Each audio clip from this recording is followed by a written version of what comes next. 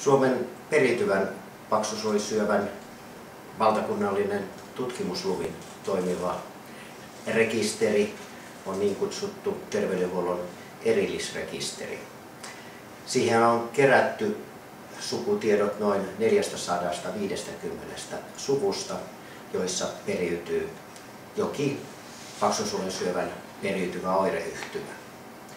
Tuo 450 sukua kattaa ne suvut, joissa on todettu vallitsevasti periytyvä yhden geenin virheen aiheuttava syöpäalttius. Noista 6-7 eri oireyhtymästä Mallan ja Merian edustama Lynsin syndrooma, eli periytyvä ei-polykoottinen paksunsuolen syöpä, on yleisin. Suomessa on arvioitu olevan noin 5000 mutaatiokantajaa, joista ehkä puolet on tähän mennessä tunnistettu. Euroopan tasolla noita mutaatiokantajia voidaan arvioida olevan noin 500 000. Yhteensä eri suolisyöpäoireyhtymissä on Suomessa tähän mennessä käynyt perillisyysneuvonnassa ja geenitestauksessa noin 4000 henkilöä. Ja kaikki, jotka ovat osoittautuneet mutaation kantajaksi, on ohjattu sitten syöpää ehkäisevään seurantaan. Lynsin syndroomassa se merkitsee paksusuolen tähystystä 2-3 vuoden välein.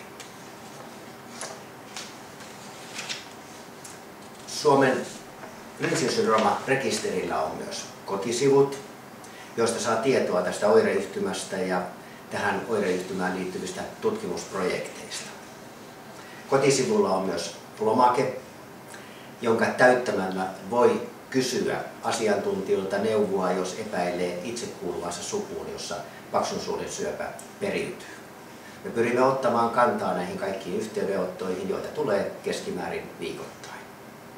Mutta aihe näyttää kiinnostavan suurta yleisöä paljon enemmän, koska nettiselaimen perusteella niin tuolla kotisivuilla käydään keskimäärin 15 000 kertaa vuodessa.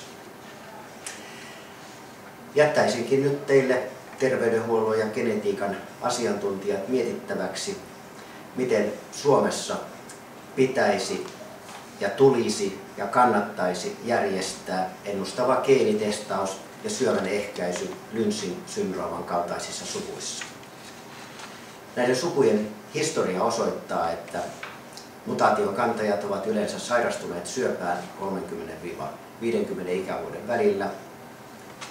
Valtaosa heistä on menehtynyt tähän ensimmäiseen syöpäänsä ilmeisesti sen vuoksi, että diagnoosi usein viivästyy, koska kyseessä on nuoria ihmisiä.